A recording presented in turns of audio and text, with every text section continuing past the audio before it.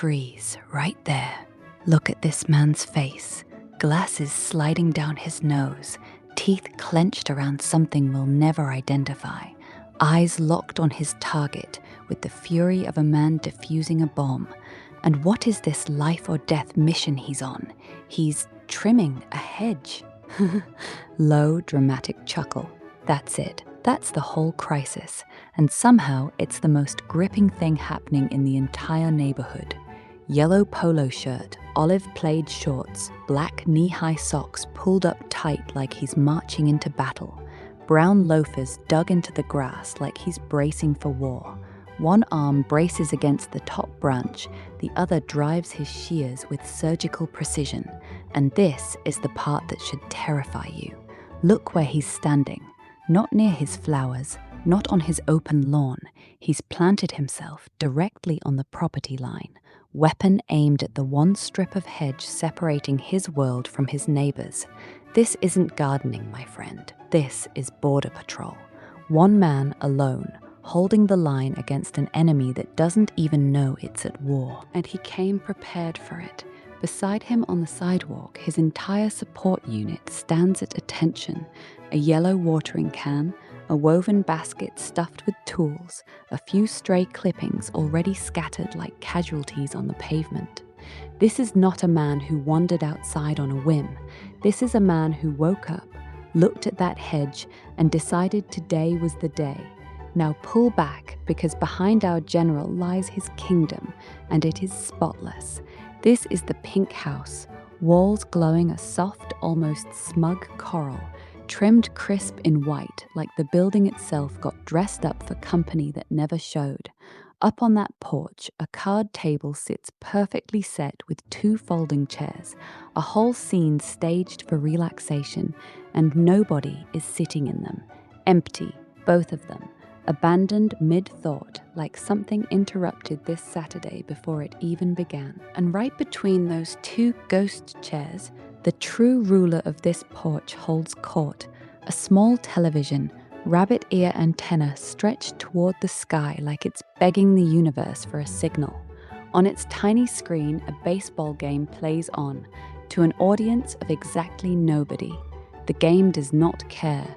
The game just keeps playing, alone, into the void. Behind it, tall windows throw back the reflection of swaying trees, and one porch light hangs dark, unlit, waiting for a night that isn't in any hurry to arrive. Down at the base of the steps, our first witness watches it all. A dachshund, curled low, chin flat on his paws, eyes half shut in total, weary disinterest. This dog has seen this exact Saturday 100 times. He is not impressed. He may, in fact, be the only sane creature on this entire property. Beside him, a flower bed runs the full length of the line. Dahlias bursting in red, orange, pink, and white, but not one bloom out of formation. Planted so disciplined they look like troops standing inspection. And out on the open lawn, a lone stone bird bath rises in quiet elegance. One small bird perched calmly on its rim, the single most relaxed being in this entire painting, utterly oblivious to the war raging just a few feet away. So now, here's where it gets good. Let's cross enemy lines. Let's hop that hedge and meet the opposing force. Because here's the twist within the twist. The opposing force has absolutely no idea a war is even happening. The second we cross over, everything changes. The crisp pink clapboard gives way to weathered brown wood, softened by years of sun and rain. The delicate wrought iron is replaced by carved wooden spindles, once elegant, now a little rough, a little tired, like an old soldier who quietly stopped caring what anyone thinks. And there he is, sprawled across a wooden chair like a man without a single worry left in his body, the neighbor. His feet, clad only in white socks, propped up triumphantly on the porch railing, and raised high above his face, gripped with both hands like an impenetrable shield, is a newspaper. Full coverage, total blackout. He cannot see the hedge situation happening 10 feet away. He does not want to see it, and he has never looked more at peace. Below him, Sprawled flat across a herringbone brick path lies a massive brown dog, dead to the world, completely unbothered by the chaos scattered all around him. Because this yard, my friends, tells an entirely different story. A red tricycle lies tipped over, abandoned mid-ride. Tiny toy soldiers scattered like fallen casualties across the bricks. A stray baseball sits exactly where it stopped rolling. A rake leans forgotten against the greenery, its job interrupted and never finished.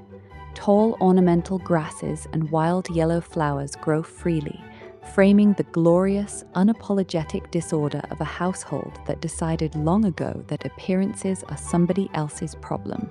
And running the entire length of this canvas, slicing both properties clean in half like a line drawn in the sand, is the hedge itself.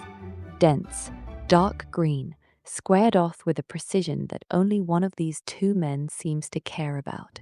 So there it is, the whole painting laid bare in one vertical seam, one side manicured within an inch of its life, flowers standing in formation, a hedge under active siege, one man guarding 11 feet of shrubbery like the fate of the free world hangs in the balance, and on the other side, total sock-footed, newspaper-shielded surrender to the beautiful chaos of everyday life.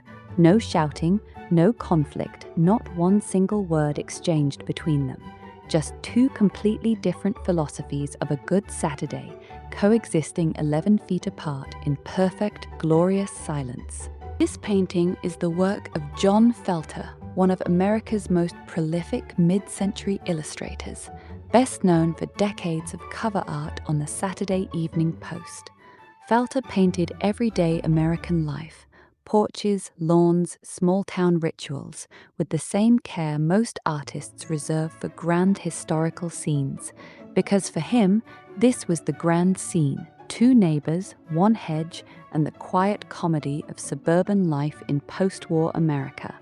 And whether it was painted in the 1950s or 60s, the message hasn't aged a single day, because we've all had a neighbor exactly like this one. The only real question left is, which one are you?